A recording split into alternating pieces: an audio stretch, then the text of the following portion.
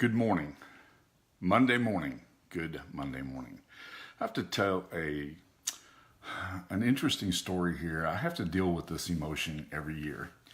And I've been dealing with it every year now for 25 years. And I'll talk about it just as soon as we get a little audience here from Facebook. So let's let Facebook build an audience. And then I want to share an experience with you that is never easy for me to talk about. So give me just a moment and we'll have an audience here and I'll begin to share. 25 years ago, the last class that I taught graduated high school. 25 years ago. Hard to imagine that was 25 years ago, but 25 years ago, the last class that I taught graduated from high school. And every year I have to deal with this emotion that comes over me because I realize that school is starting without me. And there was very few things in my life that has ever excited me as much as school starting. I always looked forward to that. The honest to goodness truth is that as a teacher, I was glad when the school year was over for just a moment, but I was really excited for the school year to start. When that class graduated 25 years ago, I ended my teaching career 25 years ago.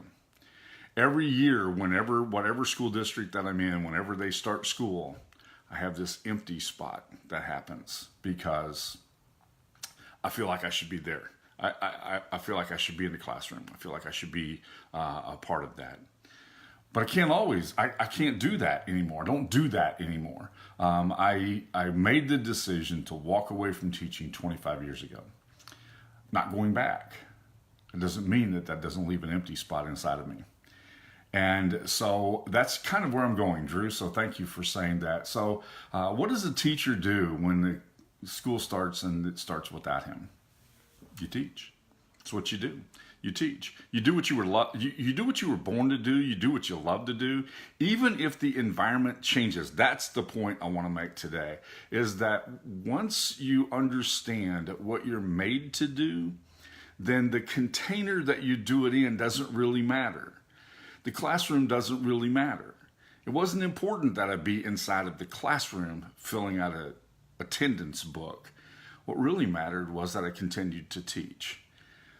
Teaching is my passion. It always has been and it always will be. I had the privilege of being able to enjoy that passion with the students that I had 25 years ago. Good morning, George. I enjoyed that. I loved my time with them, and I stay in touch with that class. I still stay in touch with that class. Matter of fact, they're celebrating their 25th reunion from graduating from high school this fall in September, and I plan to be there somewhere. I don't know where, but I plan to be there. I don't know where they're going to be, but I plan to crash that party and be there. I still stay in touch with them because I didn't take them on for just a day. I took them on for a lifetime. And over the years, that classroom number of people has grown, like Drew has just mentioned. He never sat in a classroom with me, but I was his favorite teacher. Thank you, Drew. Appreciate that. That family of students aren't former students. They're just students. They're just people that I love, that I poured my life into, and I continue to pour my life into, because that moment that I started out with that class 29 years ago, and I took them all the way through high school. I started teaching them their freshman year, taught them freshman year, sophomore year, junior year, and senior year. And when they graduated, my whole class graduated. And it was like, you know what it's like when you have one student graduate from high school? I had a whole bunch. I don't remember what the number was, 36 or something like that all graduated at the same time. It's like, what just happened to me? And that's the reason why I decided not to go back. I'm not going to do that. But what I'm going to do instead is I'm going to give the remainder of my life to teaching people that don't graduate, teaching people that aren't going to leave and sever that relationship. And then I was determined, and as soon as Facebook came around, I was determined to stay in touch with those students, and I do, and I still do to this day. And I really appreciate their involvement, their input into my life, and I really have grown because of that. But it's really important that you do the thing that you were made to do. Even if the thing that you were made to do doesn't look like it used to look. And as school starts this year and it starts without me and I go through this, I go through this, I can't say depression because I don't really get depressed. That's not an emotion that I'm aware of. It's not that kind of a thing. It's just this deeply emotional feeling that I have that school's starting without me. And then I remember comments like what Drew just made. Then I remember those things right there. And then I have to go live and say, this is what you do when you were a teacher and school starts without you. This is what you do.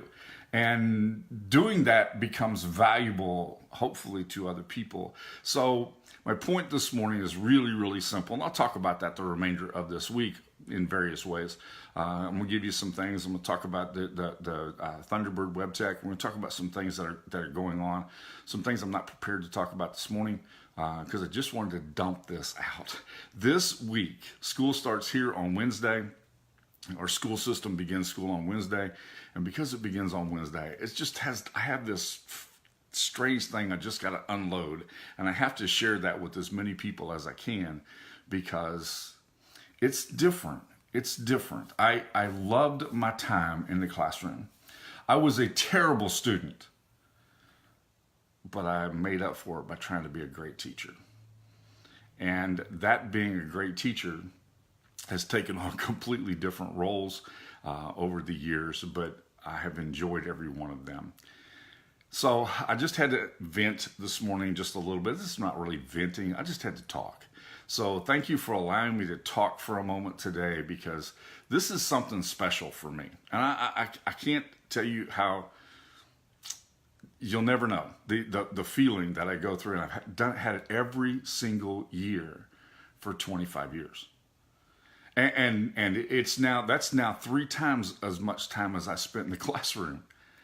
And I still go through this every year when I have this empty feeling that school's starting and I'm not there. And so you, my little classroom, at 8 o'clock in the mornings, you become very special to me. You fill a very special role. You allow me the freedom and the ability to be able to continue to do what I was made to do. And that's a privilege that I don't take lightly. And it's a relationship that I don't take lightly. It's the thing that causes me to get up every morning.